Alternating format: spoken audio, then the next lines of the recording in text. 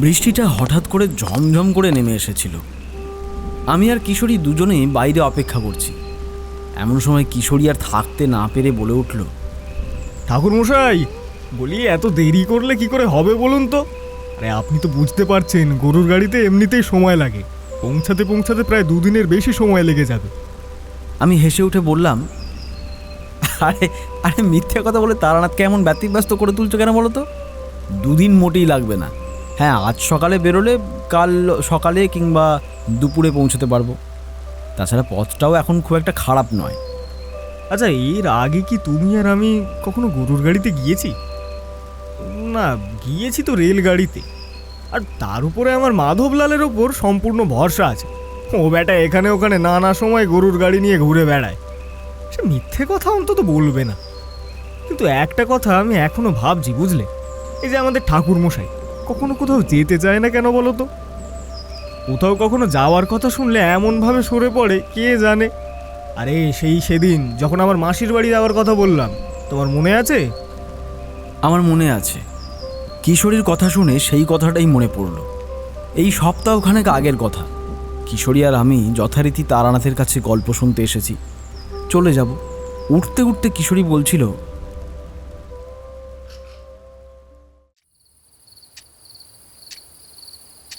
আচ্ছা ঠাকুরমশাই, একটা কথা বলবো? বলছি, এই সামনের সপ্তাহতেই একবার মাসির বাড়ি যাব বলে ঠিক করেছি।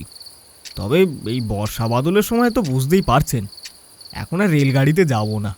এই মাধবলালের সঙ্গে আমাদের অফিসের একটা কাজে হঠাৎ করেই পরিচয় হয়েছিল। তার নিজের একখান গরুর গাড়ি আছে। সে কলকাতার আশেপাশে এখানে ওখানে নানা সময় নানা কাজে ঘুরে বেড়ায়। সে আলাদা কথা, যাই হোক। আর তাকেই ঠিক করেছি বলবো, এই আমরা 3 জনে মিলে মাসির বাড়িতেই যাব, তাও গরুর গাড়িতে করে কিন্তু। আরে এই দেখো, তোমরা তো জানো বাড়ি থেকে বেরোতে এখন আর মোটেই পছন্দ করি না। সেই কবে একবার মা চারিকে নিয়ে বাইরে বেরিয়েছিলাম, তারপরে নেহাত কেউ কোনো বিপদে না পড়লে আর সে বিপদ চরম পর্যায়ে না পৌঁছলে বাড়ি থেকে বেরোতে ভালো লাগে না। ও তোমরা বুঝবে না। কেন বলুন তো? আপনি বাড়ি থেকে বাইরে বের হতে চান না কেন? এটা তো বুঝতে পারি না আমরা। দেখুন, আপনি যে হাঁটা চলা করতে পছন্দ করেন না কিংবা শরীরের কোনো সমস্যা আছে সেটা তো মনে হয় না। কিছু মনে করবেন না, আপনি তো উঠোনেও আনমনোভাবে ঘুরে বেড়ান মাঝে মাঝে। তারানাথ হেসে উঠেছিল শেষের দিকে। অকারণেই একটা পাসিং শো ধরিয়ে ফেলেছিল সে। আমরা তো তখন উঠে পড়েছি। বাইরে টিপ টিপ করে বৃষ্টি পড়ছে। আকাশের দিকে তাকিয়ে যেন আমাদের না বলে সে নিজেকেই বলতে লাগলো, সব কিছু কথায় প্রকাশ করা যায় না। এমন অনেক কিছুই আছে যা কখনোই বলা সম্ভব নয়, কখনোই বলা যায় না। আর তোমরা বলছো আমি বাইরে বেরোবো না কেন? বাড়ির চারপাশে একটানা না থাকলে এই ব্যাপার তোমরাও বুঝতে পারবে না। অন্য সময় হলে কিশোরী বোধহয় জোর করত, কিন্তু সেদিন কিশোরীও কিছু বলল না। আমার দিকে তাকিয়ে রইল কিছুক্ষণ। আমি তারানাথের দিকে তাকিয়েছিলাম। তার চোখের দৃষ্টি ফ্যাকাশে। বাইরে আকাশেও এদিকে কালো মেঘ জমেছে। শিরশির করে ঠান্ডা হাওয়া এসে গায়ে লাগছে। হঠাৎ করে যেন মনে হলো চারপাশের বাতাসটা কেমন করে উঠেছে। তারানাথ অপলক দৃষ্টিতে তাকিয়ে রয়েছে বাইরে আকাশের দিকে। আমিও সেদিকে তাকালাম। আর এক মুহূর্তের জন্য মনে হলো কালো আকাশের মাঝে টুকরো টুকরো জমা হওয়া সাদা ফ্যাকাশে মেঘগুলোর মধ্যে যেন একটা অদ্ভুত কিছু ফুটে উঠল। মুহূর্তের জন্য, চোখের ভুলও হতে পারে, কিন্তু যেন মনে হলো কালো মেঘের মাঝখান থেকে সাদা ফ্যাকাশে হয়ে থাকা জায়গাটা যেন দুটো চোখের মতো বলে মনে হলো। তাকিয়ে দেখি তারানাথ একভাবে সেদিকে তাকিয়ে আছে। আর তার চোখে মুখে এক মুহূর্তের জন্য ফুটে উঠেছে একটা ভয়। সঙ্গে সঙ্গে সে চোখটা সরিয়ে ফেলল, হেসে বলল, আরে তোমরা বুঝবে না হে, বাড়ি থেকে বাইরে কোথাও যেতে আমার ভালো লাগে না। বাইরে কোথাও গেলেই নানা রকম সমস্যা হয়। আমি কথা বলতে পারিনি। সেদিন চুপ করেই ছিলাম। আকাশের দিকে তাকিয়ে যা দেখতে পেলাম সত্যি কি ঠিক? তারানাথ কি সত্যি সত্যি আকাশের দিকে তাকিয়ে কোনো কারণে ভয় পেল? কিন্তু কিন্তু এটা কি করে হয়? গোটা ব্যাপারটাই হয়তো আমার মনের ভুল। কিশোরী ব্যাপারটা বুঝতে পারেনি। সে হেসে বলেছিল, আরে বাবা, আপনাকে যে মাসির বাড়ি যেতে বলছি তার পেছনে তো একটা কারণ আছে ঠাকুরমশাই। সেটা তো আপনাকে আগেই বললাম। সে আপনাকে এর আগে অন্তত 10 বারের মতো তো যেতে বলেছে, আর এইবার কিন্তু আপনাকে আমরা নিয়েই যাচ্ছি। আর বলছি, এবার যদি আপনি না যান তাহলে কিন্তু আমরা আর এখানে আসবো না বলে দিলাম। এই আরে ভাইয়া, তুমিও বলো না। আরে বাবা, চুপ করে তাকিয়ে দেখছো কি? আমি সামান্য হেসে কিশোরীর কথায় সায় দিয়েছিলাম শুধু, কিন্তু কিছুই বুঝতে পারিনি। হঠাৎ যেন মনে হচ্ছিল চারপাশের বাতাসটা কেমন বদলে গেছে। তারানাথ আর চোখে আমার দিকে তাকিয়ে দেখল। একবার সেও কি বুঝতে পেরেছিল আকাশের দিকে তাকিয়ে আমি কিছু একটা দেখতে পেয়েছিলাম? কেন জানি না, অকারণেই সেই অফিসের কাজে একবার একটা জঙ্গলে গিয়েছিলাম। রামপুর গ্রামের সেই অমর জীবনের কথা মনে পড়ছে। গোটা শরীরটা যেন একবার শিরশির করে উঠল। সেই কথাটাই ভাবছিলাম।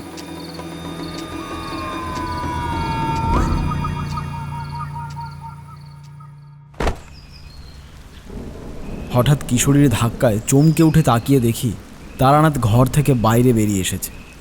তার পরনে রক্তাম্বর, গায়ে সেই রকমই লাল রঙের উড়ুনি চাদর জড়িয়ে রাখা, কাঁধে কাপড়ের একটা ব্যাগ, কি সমস্ত যেন আছে তার মধ্যে।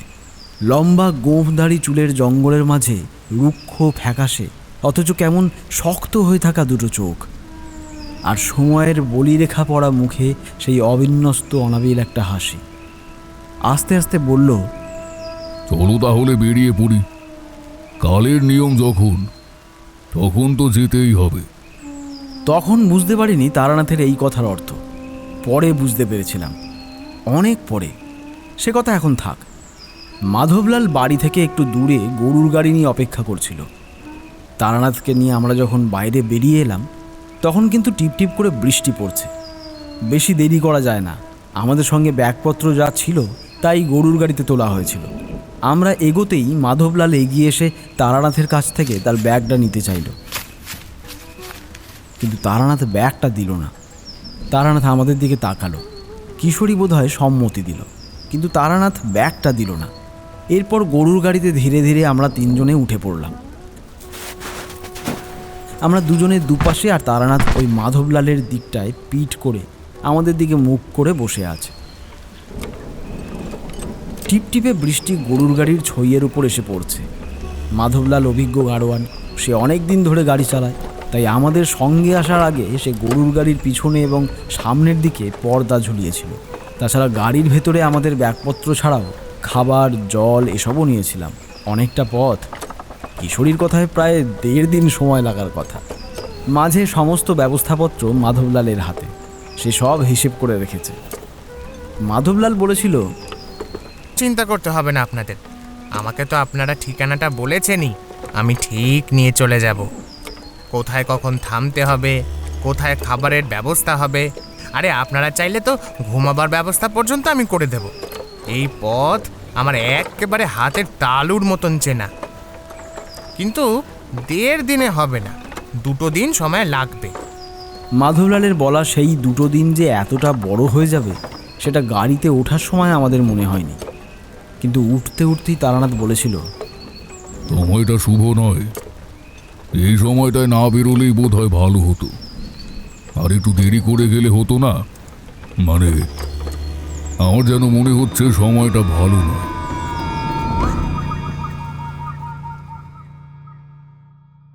সেই দিনের কথা মনে পড়ে গিয়েছিল। তাকিয়ে দেখলাম তারানাথ আকাশের দিকে তাকিয়ে দেখছে। আগের মতো আজও আকাশে কালচে মেঘ রয়েছে। আমার বুকটা অকারণেই ঢিপ ঢিপ করে উঠছিল। বাড়ি থেকে বেরোবার পরে তার বেজার মুখটা যেন কেমন হয়ে গেছে না? তবে কি তারানাথ ভয় পাচ্ছে? কিন্তু কেন এমন হঠাৎ পরিবর্তন আমার কাছে কিন্তু মোটেই ভালো লাগছিল না। গরুর গাড়ি চলতে শুরু করলো, আর কথায় কথায় আমরা মশগুল হয়ে পড়লাম। কলকাতা শহরে এই ট্রামে করে যাতায়াত করতে করতে গরুর গাড়িতে করে যে এমনভাবে আমরা যাত্রা করব, সেটা কিন্তু সত্যি বলতে কখনো মাথায় আসেনি। কিশোরী বলল, তাহলে এইবার শুরু হলো আমাদের অনন্তকালের যাত্রা, কি বলেন ঠাকুরমশাই? ওই কথাটা বললে কেন? কোন কথাটা? আরে ওই কথাটা, অনন্তকালের যাত্রা। ওটা তুমি ওই কথাটাই বা বলতে গেলে কেন? কোন কথাটা? আরে বাবা, তাতে আবার কি হয়েছে? অনন্তকালের যাত্রা এই কথাটা হঠাৎ করেই মাথায় এলো, তাই বলে ফেললাম। না না, তোমরা বুঝতে পারছো না, সময়টা ভালো নয়। আমাদের যাত্রা শুরু হয়েছে যখন থেকে সেই সময়টা খুবই খারাপ। তাছাড়া তোমরা তো এসব কিছুই মানো না। ওই যে ওই কথাটা বললে, ওটা এমনি এমনি নয়। তোমরা তোমাদের কি করে বোঝাবো? আগের দিন তোমরা ওই যাওয়ার কথা বলেছিলে যখন, মনে আছে? মনে হচ্ছিল আকাশের দিকে তাকিয়ে আমি কিছু একটা দেখছিলাম। মনে হলো তারানাথের গলাটা কেমন যেন শান্ত হয়ে গেছে। আমি বললাম, আমিও দেখেছিলাম। আপনি সেদিন আকাশের দিকে তাকিয়ে দেখার পর আমিও সেদিকেই তাকাই। হঠাৎ করেই তারানাথ আমার দিকে মুখ তুলে তাকালো, যেন চোখের ইশারায় মুহূর্তের মধ্যেই আমাকে চুপ করে থাকতে বলল। আমি কিছু বলতে গিয়ে বলতে পারলাম না। ব্যাপারটা যে কী হলো কিছু বুঝতে পারলাম না, কারণ সঙ্গে সঙ্গে আমার কথা শেষ করতে না দিয়ে বলে উঠল, আরে তোমাদের এমনিও কথা বলছিলাম, কোনো কিছুই হয়নি, সব ঠিক আছে। চলো, আর মাধবলাল একটু দেখে শুনে চালিও। যেতে যেতে পথে যদি কোনো জন্তু জানোয়ার দেখতে পাও তাহলে কিন্তু চট করে দাঁড়াবে না। আর যদি সেটা কালো রঙের হয় তাহলে কিন্তু খুব সাবধান। আমি আর কিশোরী মুখ চাওয়াচাওয়ি করলাম। বাড়ি থেকে বের হবার পরে তারানাথের কোনো সমস্যা হলো না কি? আর ওই আকাশের ব্যাপারটা সে আমায় বলতে দিল না কেন? বেশ বুঝতে পারছি সে মনে মনে কিছু একটা ভেবে চলেছে, অথচ আমাদের বুঝতে দেবে না বলে অকারণেই যেন মাধবলালের সঙ্গে কথা বলে চলেছেন। মাধবলাল ব্যাপারটা বুঝতে না পেরে তারানাথের কথার এক এক করে উত্তর দিয়ে গাড়ি চালিয়ে যায়। আমরা ধীরে ধীরে গরুর গাড়ি নিয়ে কলকাতা শহরের কোলাহল, লোকজনের চিৎকার, দূর থেকে ভেসে আসা ট্রাম গাড়ির শব্দ, চেনা লোকজন, এই সমস্ত ছাড়িয়ে ধীরে ধীরে অন্যদিকে সরে আসতে লাগলাম। শহর থেকে আরও খানিকটা বাইরের দিকে বেরিয়ে এসে পড়লাম মফস্বল জায়গার দিকে। কলকাতা শহর মানেই তো আর সব জায়গাতে শহর নয়।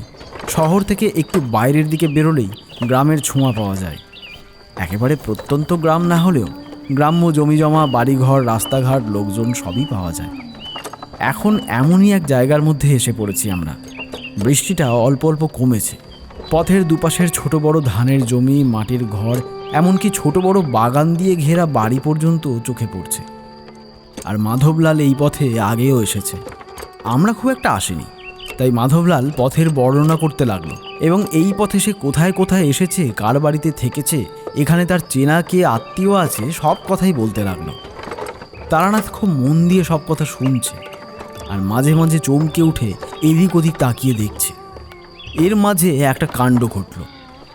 আমাদের গরুর গাড়িটা গ্রাম্য পথ ধরে চলতে চলতে একটা উঁচু নিচু কাঁচা পথ দিয়ে চলছিল। খানাখন্দে ভরা সেই পথ। মাধবলাল ধীরে ধীরে গাড়ি চালাচ্ছিল। আর একটু এগিয়ে এসে আমাদের পথটা বাঁদিকে বেঁকে গেছে। অবাক হয়ে যাচ্ছিলাম, এত পথ সত্যি সত্যি সে মনে রেখেছে কি করে? তাকে শুধু কিশোরীর মাসির বাড়ির রেল স্টেশনের কথা আমরা বলেছিলাম, বাকিটা সেই ব্যবস্থা করেছে। বাঁকের কাছে এসে পথটা ঘুরতে যাব, হঠাৎ করেই তারানাথ যেন সামনের দিকে তাকিয়ে মাধবলালের কাঁধের কাছে জামাটা খামচে ধরে, প্রায় তড়িঘড়ি করে চিৎকার করে উঠে বলল, সামলে সামলে সামলে মাধবলাল, তোমায় আমি কি বলেছিলাম তোমার মনে নেই? সামনে তাকিয়ে দেখো একবার। আমরা দুজনেই তাকালাম। মাধবলালের গরু দুটো তখন হঠাৎ করে থমকে দাঁড়িয়ে পড়েছে। মাধবলাল অবাক হয়ে গেছে।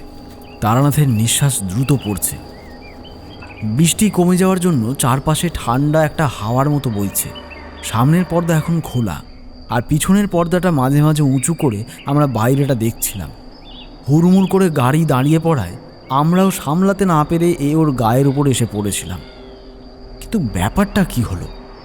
মুখ তুলে দাঁড়িয়ে দেখি পথের মাঝ বরাবর একটা কালো রঙের ছাগল দাঁড়িয়ে রয়েছে। দৃশ্যটা অতি স্বাভাবিক। গ্রামেগঞ্জে এমন গরু, ছাগল, কুকুর মাঝে মাঝে দেখাই যায়। এখন সকালবেলা আকাশে কালো মেঘ জমেছে, সূর্যের আলো খুব একটা নেই বলাই ভালো।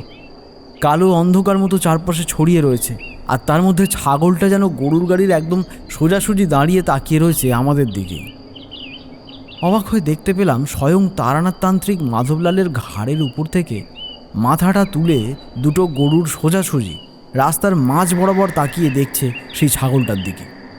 যারা ছাগল দেখেছে তারা হয়তো আমার কথাগুলো শুনে হাসবে, বলবে ছাগল দেখার মধ্যে আবার কি আছে। কিন্তু আমিও যেন অবাক হয়ে তাকিয়ে দেখলাম ছাগলের চোখ দুটো। ছাগলের চোখ সামান্য হলদেটে হয়, তার মধ্যে কালচে সেই মণি, কিন্তু এই ছাগলের চোখে যেন কোনো মণি নেই। হলুদ ভাবটা সামান্য কম, তার বদলে কেমন যেন সাদা ফ্যাকাশে ভাব, যেন দুটো বড় বড় গোল গোল চোখ সোজা আমাদের দিকে তাকিয়ে দেখছে। না না, আমাদের দিকে নয়, তারানাথ তান্ত্রিকের দিকে তাকিয়ে দেখছে। আমি মুখ তুলে তাকালাম। কিশোরী ততক্ষণে তারানাথের গায়ের উপর একটা হাত রেখেছে। তারানাথ কোনো প্রত্যুত্তর করল না, সে যেন একভাবে সামনের দিকে তাকিয়ে রইল এবং আস্তে আস্তে বলল, যতক্ষণ না পর্যন্ত ছাগলটা ওখান থেকে যাবে মাধবলাল, ততক্ষণ পর্যন্ত আর গাড়ি একবারও সামনে এগোবে না। গরু দুটো হঠাৎ কেমন যেন থমকে দাঁড়িয়ে পড়েছিল।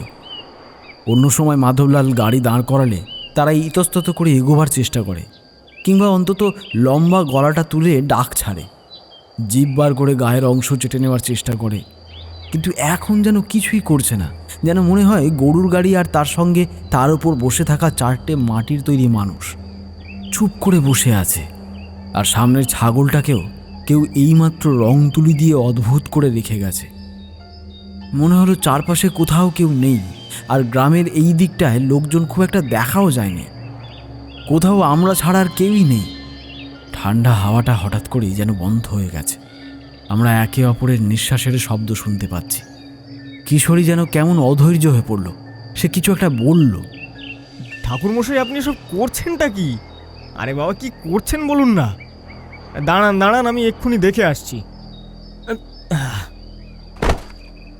কথাটা বলে কিশোরী পিছনের দিকের পর্দা ঠেলে লাফিয়ে নামল। তারানাথ চমকে উঠেই তাকে বারণ করল, কিশোরী যেও না, আমার কথা শোনো। সেই এক মুহূর্তের মধ্যেই একটা ব্যাপার ঘটল।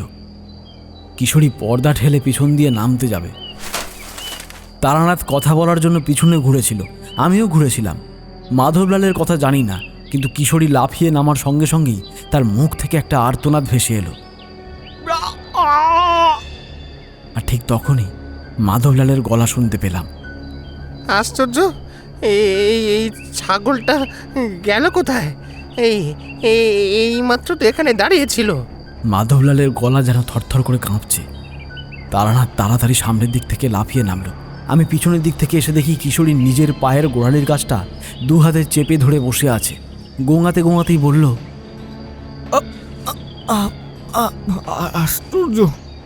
আরে, লাফ দেওয়ার সময় মনে হলো গরুর গাড়ি থেকে মাটিটা অনেকটা নিচের দিকে, তাই জোর করেই একটা লাফ দিলাম। কিন্তু কিন্তু যেন মনে হলো ভুল দেখছি। আরে, পাটা ওই পড়েই মুচকে গেল হঠাৎ করে। তারানাথ কিন্তু গাড়ি থেকে নেমে এসে চারপাশের বাতাসে কিসের যেন গন্ধ শুকতে লাগলো। মাধবলালও কেমন যেন ভ্যাবাচাকা খেয়ে গেছে। আমি মুখে কিছু বলতে পারলাম না। বারবার মনে হচ্ছিল ছাগলের দুটো হলদে ফ্যাকাশে বড় বড় চোখ যেন কোথায় আমি দেখেছি, কিন্তু কিছুতেই মনে করতে পারছিলাম না। তারানাথ গম্ভীর গলায় বলল, তোমরা আমার কথা শোনো, অকারণে এটা ওটা করো না। তোমরা বুঝতে পারছো না, সময়টা এখন অন্যরকম। আমরা যে অশুভ সময় যাত্রা করেছি, সে সময়টা ভালো নয়। মাধবলাল, আমার কথার বাইরে আর কিচ্ছু তুমি করবে না। মাধবলাল সুবোধ বালকের মতো মাথা নাড়ল। আমি বললাম, কিন্তু সেই ছাগলটা কোথায় গেল? আরে, আমরা যখন পেছনের দিকে দেখেছি, তখন হয়তো লাফিয়ে সে কোথাও চলে গেছে। যাবে কি করে ঠাকুরমশাই? আপনারা না হয় পেছনে তাকিয়েছিলেন, আমি তো তাকাইনি। আমি তো সামনেই তাকিয়েছিলাম। এই একবার মনে হয় চোখের পলক ফেলেছে কি ফেলেনি, আর তার সঙ্গে সঙ্গে একবার হাওয়া যেন চোখের সামনে থেকে উবে গেল। আরে, ওইখানে ওটা কি পড়ে আছে? মাধবলাল আমাদের দিকে এগিয়ে এসেছিল কথা বলতে বলতে। এখন সে আবার গরুগুলোর কাছেই এগিয়ে গেল। ততক্ষণে কিশোরী উঠে দাঁড়িয়েছে। পায়ের গোড়ালির কাছে মোচড়টা ভালোই লেগেছে বলে মনে হচ্ছে। সে ভালো করে হাঁটতে পর্যন্ত পারছিল না। তারানাথ যখন সামনে এগিয়ে গেল, দেখি সে চিন্তিত হয়ে মাঠের দিকে কি যেন দেখছে। আর মাধবলাল গরুগুলোর গায়ে হাত বোলাতে বোলাতে বলল, ওহ, কার মুখ থেকে বেরিয়েছিলাম আজ বলো তো হরিমাধব? তোমার গরু দুটোর নাম কি হরি আর মাধব? আমি তাহলে ঠিক ভেবেছিলাম। রাত পর্যন্ত সমস্যা, কিছু না কিছু একটা হতেই থাকবে। আচ্ছা মাধবলাল, এই কাছাকাছি কোথাও আশ্রয় পাওয়া যাবে না? মানে তুমি তো বলেছিলে এই পথে নাকি তোমার অনেক চেনাশোনা রয়েছে। আকাশের কালো মেঘটা না কাটা পর্যন্ত যদি কোথাও একটু আশ্রয় নিই তাহলে। আশ্রয় নেওয়া যাবে, তবে গরুর গাড়িতে এখনো ঘন্টাখানেক চলতে হবে। এখানে কোথাও থাকা যায়, কিন্তু ওইখানে আমার চেনাশোনা রয়েছে। তাছাড়া তাদের বাড়িও ভালো, আপনাদের সুবিধাই হবে। কিন্তু বিশ্রাম যত নেবেন তত কিন্তু আমাদের পৌঁছাতে দেরি হবে। 2 দিনের জায়গায় 3 দিনও লাগতে পারে। তারানাথ এবার সামান্য হেসে বলল, কিশোরী যাত্রাপথের শুরুতেই বলেছে এ হলো অনন্ত লোকের যাত্রা, তার মাসুল যে গুনতেই হবে মাধবলাল। আমরা নিজেরাও জানি না মাঝে মাঝে আমাদের কথার যে কত বড় পরিণাম হতে পারে। কিশোরী, আশা করি তুমি এইবার আমার কথা শুনবে। সত্যি বলতে তারানাথকে এমনভাবে আমরা এর আগে দেখিনি। হাসি খুশি লোকটা মাঝে মাঝে যে কিশোরীর কথায় ক্ষুণ্ণ হয়ে রেগে উঠত, সে কথা আলাদা।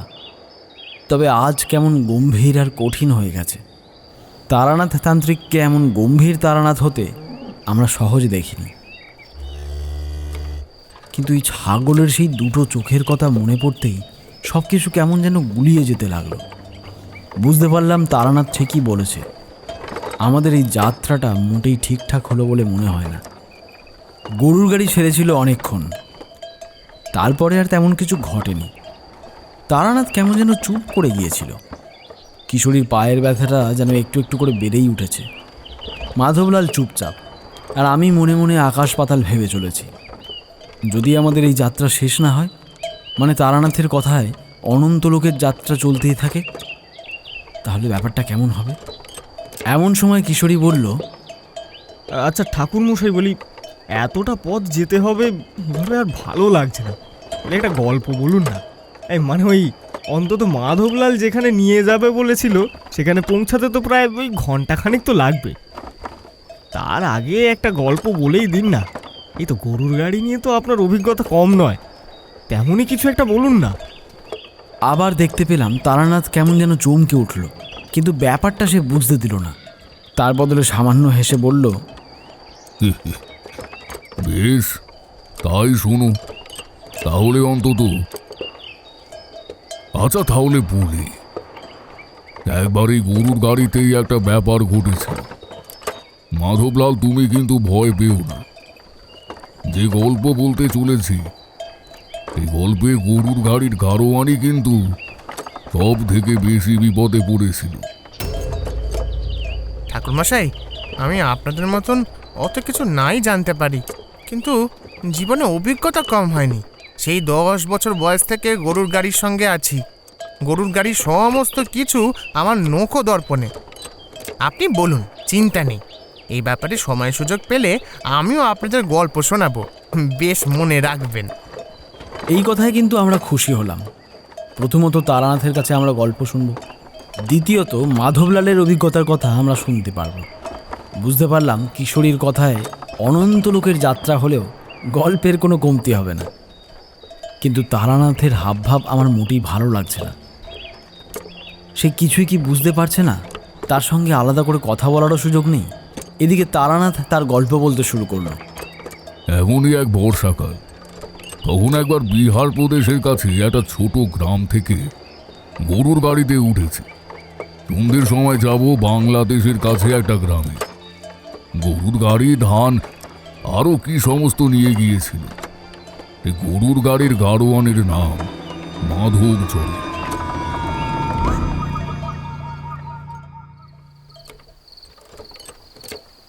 সে আমায় বেশ যত্নই করলো।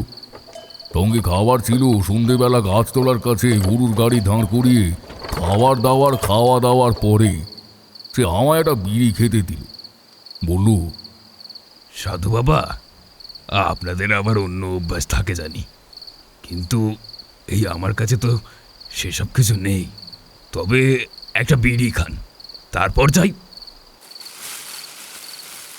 পৌঁছাতে কিন্তু অনেক রাত হবে। মাঝে আবার পেরোতে হবে ভৈরবপুরের জলা। ভৈরবপুরের জলা? কিন্তু তাতে ভয়ের কি আছে? মাধবচরণ আমার কথায় যেন চমকে উঠে বলল, আরে, ও কথা বলবেন না সাধু বাবা, ও কথা বলবেন না। ভৈরবপুরের জলা সে জায়গা নয় গো। ওখানে গিয়ে কতবার এমন হয়েছে যে আর কেউ ফিরে আসতে পারেনি। অথচ আমি বেশ কয়েকবার যাতায়াত করেছি, তেমন কিছু মনে হয়নি কখনো। তবে গাটা একটু ছমছম করেছে, আর মনে হয়েছে চারপাশে কারা যেন আছে।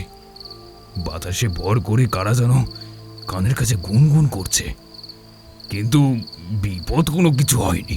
চোখ বন্ধ করে গাড়ি চালিয়ে দিয়েছি। মাধবচরণের কথা শুনে বুঝতে পারলাম ভৈরবপুরের জলা জায়গাটা নিহাত সাধারণ কিছু নয়। গ্রামে গঞ্জে এমন ব্যাপার থাকে বটে, কিন্তু মাধবচরণ কিন্তু কোনো কিছুর কথাই বলেনি।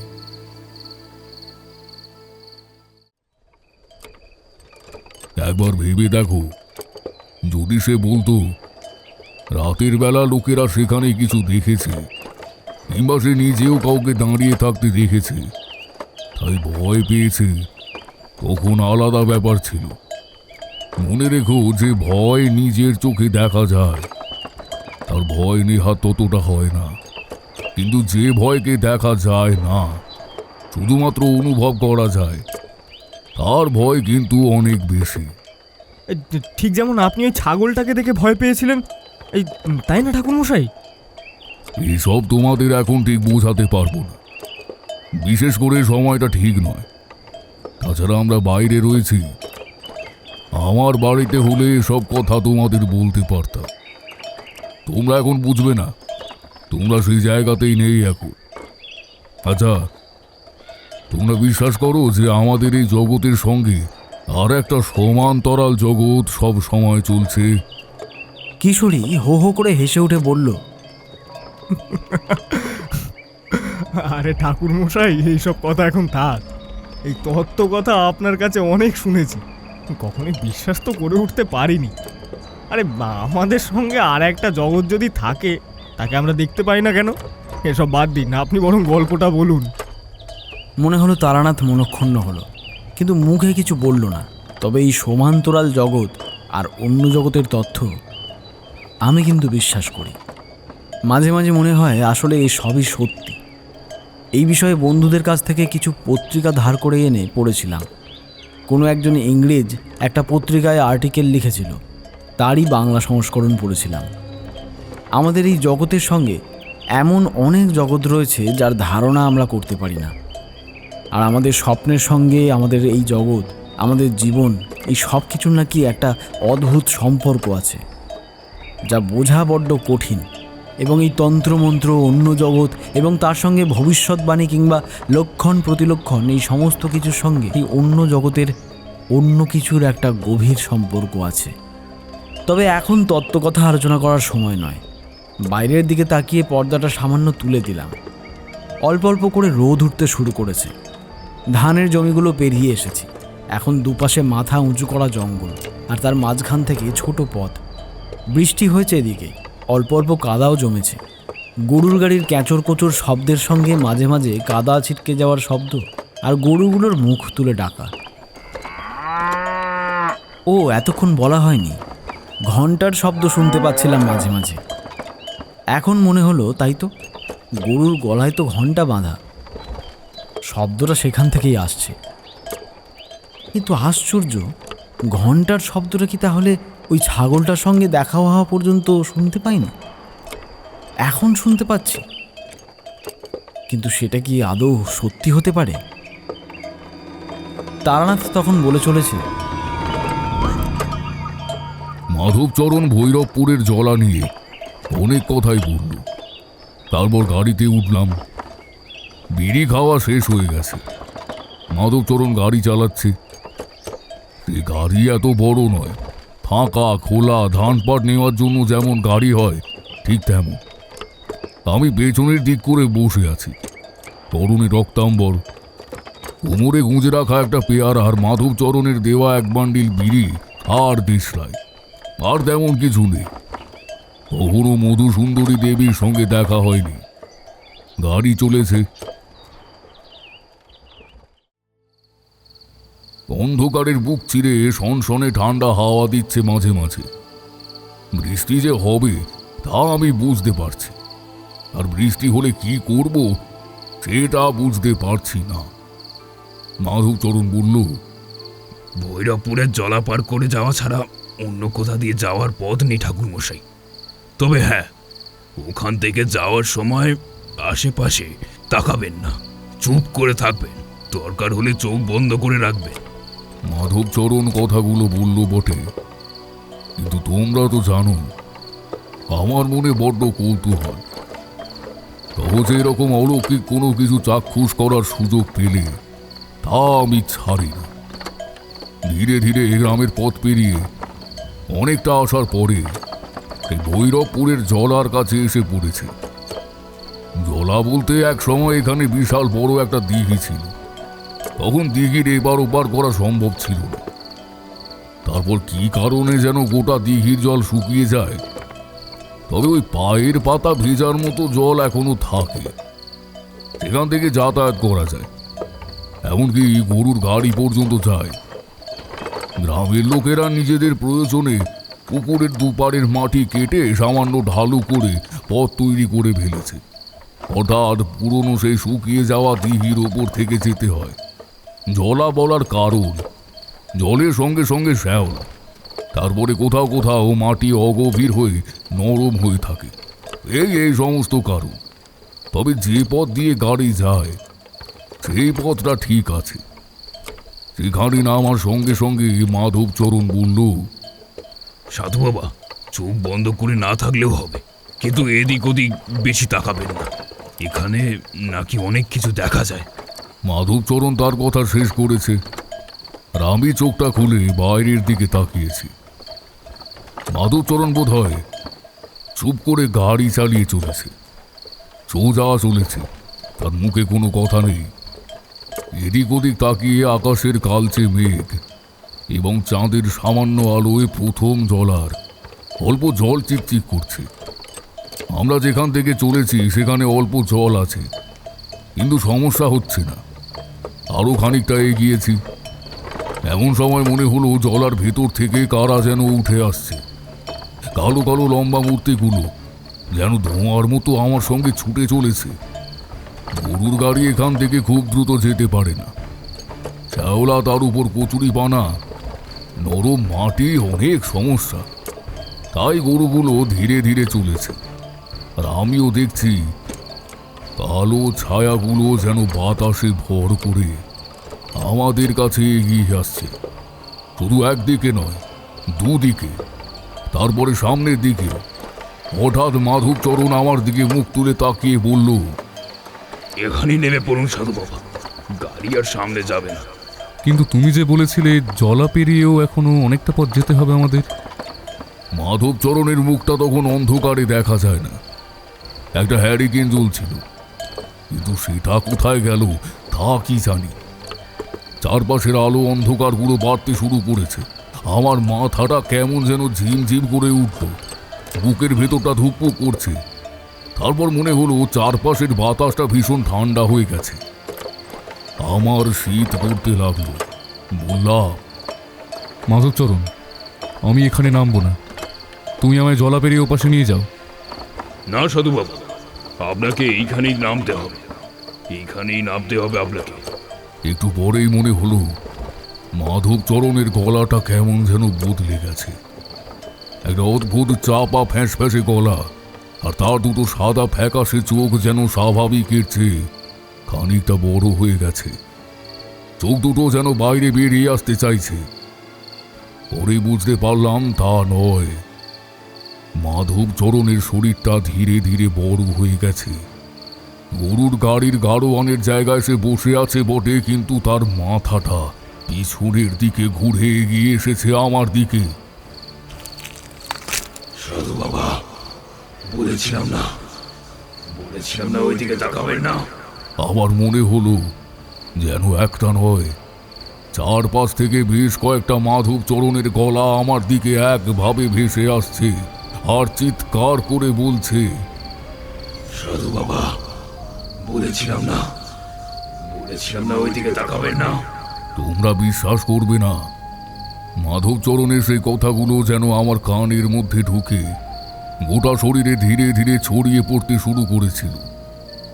মনে হচ্ছিল গোটা শরীরের চামড়া মাংসের ভেতরে সেই কথাগুলো ছুরির ফলার মতো গিয়ে আঘাত করছে। দুটো হাতে আমি কান চেপে ধরলাম, কিন্তু এইবার যেন মনে হচ্ছে আমার মাথার ভেতর থেকে মাধবচরণ কথা বলছে। আমি আর সামলাতে পারছিলাম না, দৌড় করে গাড়ি থেকে লাফিয়ে নেমে পড়লাম নিচের দিকে। আর ঠিক তখনই একটা ব্যাপার আবিষ্কার করলাম। গাড়ি থেকে লাফিয়ে পড়ার পরেই বুঝতে পারলাম, সঙ্গে সঙ্গে মাধবচরণের গলা শুনতে পেলাম। আরে সাধু বাবা, সাধু বাবা, কি করছেন? গাড়ি থেকে লাফিয়ে পড়লেন কেন? মনে হলো যেন একসঙ্গে কারা আমার সঙ্গে গাড়ি থেকে লাফিয়ে নেমেছে। আর সেই জল কাদার মধ্যে পড়ার সঙ্গে সঙ্গে জীবনের আরো অনেক ভয়ের মতনই একটা অদ্ভুত ভয় এসে আমায় গ্রাস করল।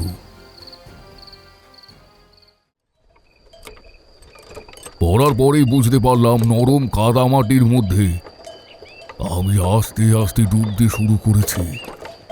তারানাথের কথায় আমি আর কিশোরী দুজনেই যেন অবাক হয়ে তার দিকে তাকালাম। কথা বলতে বলতেই সে বাইরে টাঙিয়ে রাখা পর্দার দিকে তাকিয়ে দেখছে। এমনভাবে দেখছে যেন মনে হচ্ছে পর্দার বাইরে কেউ একটা আছে। বাতাসে দুবার কিছুর যেন গন্ধ শুকলো সে। এদিকে আমি আর কিশোরী তাকে দেখছি, সেটা ভালোই বুঝতে পেরেছিল সে। ব্যাপারটা হালকা করার জন্য এবার সে হেসে বলল, ঠান্ডা লেগেছে বোধ হয়, হঠাৎ করে বাইরে বেরোই না তো। মানে ওভাবে তো বেরোনা হয় না এখন আর। মাধবলাল, আর কতক্ষণ লাগবে তোমার সেই আত্মীয়ের বাড়ি পৌঁছতে? আচ্ছা ঠাকুরমশাই, আপনার কি হয়েছে বলুন তো?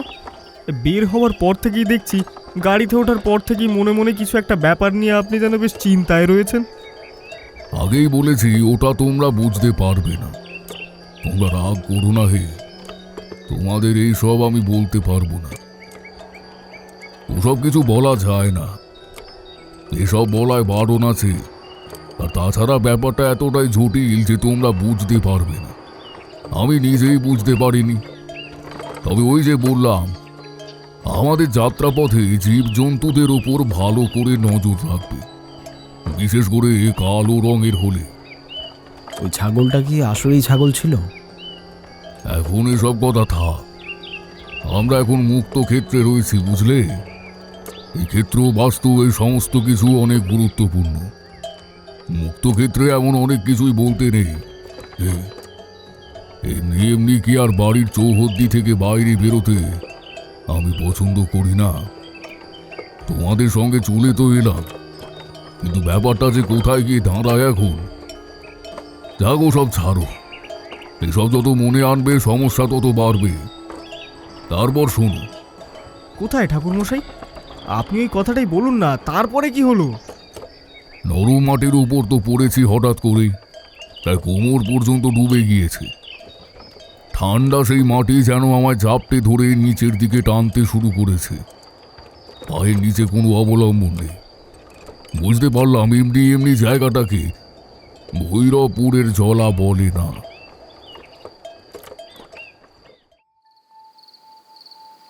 জায়গাটা শুধু অন্য কারণে নয়, এই দিক থেকেও বিপজ্জনক। ততক্ষণে মাধবচরণ গাড়ি দাঁড় করিয়ে ফেলেছে। সে ছুটে এসেছে আমার কাছে, একটা হাত বাড়িয়ে দিল সে আমার দিকে, কিন্তু আমি তাকে ধরতে পারলাম না। মাধবচরণ চিৎকার করে উঠল, হায় হায় হায়, কি সর্বনাশ! আপনাকে এইখানে এসেই লাফিয়ে পড়তে হলো। এখানে তো নরম মাটি, আমি এখন কি করি? দাঁড়ান দাঁড়ান, আমি দেখি গাড়িতে দড়ি আছে নাকি। আমি কিন্তু চিৎকার করলাম না, নড়াচড়া বেশি করলাম না। নরম মাটিতে বেশি নড়াচড়া করলেই আরও ডুবে যাওয়ার আশঙ্কা রয়েছে। মাধবচরণ অল্প কিছুক্ষণের মধ্যেই একটা দড়ি নিয়ে এসেছিল। খুব বেশি বড় নয়, জিনিসপত্র নিয়ে যাওয়ার সময় বাঁধা ছড়া করার জন্য দড়ির প্রয়োজন হয়। এটা ছিল সেই দড়ি। দড়িটা সে ফেলতেই আমি তা শক্ত করে ধরলাম। মাধবচরণ দড়ির অপর প্রান্ত ধরে টানতে টানতে ওপরের দিকে আমায় টেনে তুলতে লাগলো।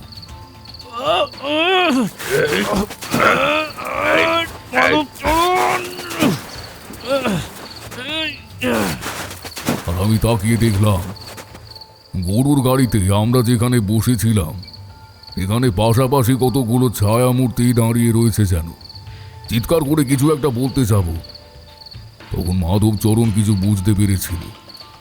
সে বলল, সাধু বাবা, আপনি যা দেখছেন ভুল দেখছেন, ওগুলো কিছু নেই। আপনি উপরে উঠে আসুন।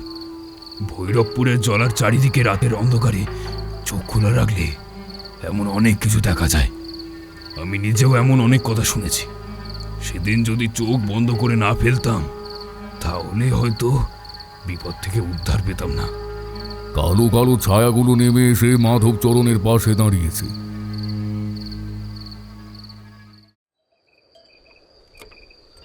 বিভৎস তাদের চেহারা, তা বর্ণনা করতে পারবো না হে।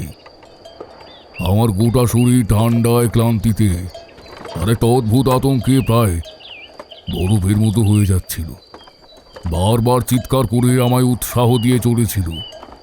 শেষ মুহূর্তে চোখ বন্ধ করে প্রাণপণে দড়ি ধরে নরম মাটি থেকে যখন উপরে উঠে এলাম, তখন প্রথমেই দেখতে পেলাম মাধবচরণ হাউ হাউ করে কাঁদতে শুরু করেছে। আপনারা ওটা বুঝবেন না ঠাকুর মশাই, আমরা তো গরুর গাড়ি চালাই। আমরা জানি চোখের সামনে কত বিপদ পড়া মানুষকে আমাদের উদ্ধার করতে হয়, কিন্তু কিন্তু ওই মাঝে মাঝে এমন হয় যে আমরা সাহায্যই করতে পারি না। চোখের সামনে কোনো মানুষ, কোনো জীবজন্তু পর্যন্ত মারা পড়ে থাকলে আমাদের বড় দুঃখ হয়। এই মাধবচরণের দুঃখ আমি বুঝতে পারছি। মাধবচরণ আমায় তিরস্কার করেছিল তার কথা না শোনার জন্য। এই জল কাদামাখা অবস্থাতেই আমি গরুর গাড়িতে উঠে পড়লাম। ভৈরবপুরের জলা শেষ করে কাছেই এক পুকুরে গিয়ে স্নান করে নিয়েছিলাম। ভৈরবপুরে জলা পেরিয়ে চলে আসছিলাম যখন, তখন আশেপাশে সেই অদ্ভুত ভাবটা আবার যেন আমায় গ্রাস করতে চাইছিল। চোখ বন্ধ করেছিলাম। বুঝতে পারছিলাম কেন মাধবচরণের মতো একজন অভিজ্ঞ গাড়োয়ান এতদিন এই পথে আসার পরেও আমায় চোখ বন্ধ করে থাকতে বলেছিল। কিন্তু এই ভৈরবপুরের জলায় আসলে ছিলটা কি? একটু আগে তোমাদের ক্ষেত্রে এই কথা বলেছি, তা ছিল অশুভ ক্ষেত্র। এমন এক দিঘি, যে দিঘির জল কোনো এক অদ্ভুত কারণে শুকিয়ে গিয়েছিল। তার পেছনে অনেক কারণ থাকতে পারে। তারপর সেই জায়গাতে মানুষের পা পড়ে কম, অশুভ শক্তি অনেক বেশি। অনেক কিছু সেখানে আশ্রয় নিতে পারে, তাদের জন্যই জায়গাটা অমন হয়ে গিয়েছিল। এমনই এক জায়গায় রাতের অন্ধকারে অশুভ শক্তির ক্ষমতা বৃদ্ধি পেয়ে প্রায় 3 গুণ থেকে 4 গুণ হয়ে যায়। তার মধ্যে প্রবেশ করলে সমস্যা তো হবে। তখন আমার ক্ষমতা তো খুব বেশি নেই, আশীর্বাদ ছিল যেটুকু। তাছাড়া অমন ভয়ানক জায়গাতে সামান্য ক্ষমতা কোনো কাজই করে না। আমি যা দেখেছিলাম তার সব কিছুই আমার মনের ভুল। আসলে সব সময় কিছু দেখতেই হবে এমন ব্যাপার নেই। আমাদের মনের মধ্যেই রয়েছে আমাদের আসল ভয়, সেটাই সেদিন আমার সামনে প্রকাশ হয়েছিল। তারপরে এই ভৈরবপুরের জলের ব্যাপারে আপনাকে আর কিছু বলেনি মাধবচরণ? বলেছিল, তাদের গ্রামে আমি 2 দিন ছিলাম। এখানে ওই ভৈরবপুরের জলার ব্যাপারে শুনতে পেয়েছিলাম। কত মানুষ এখানে হারিয়ে গেছে, তবে তখন বুঝতে পেরেছিলাম তারা হয়তো আমার মতোই জলের অন্ধকার মাটির নিচে আরো গভীর ঠান্ডা অন্ধকারে হারিয়ে গিয়েছিল। আরে মাধবলাল, গাড়ি দাঁড় করালে কেন? আবার কি হলো? মাধবলাল লাফিয়ে নামল। ঘন্টার শব্দটা কয়েকবার একসঙ্গে হয়ে আবার থেমে গেছে, অর্থাৎ গরুগুলো মাথা নাড়িয়েছে। বোধহয় পিছনের পর্দাটা সরে যেতেই মাধবলাল বলল,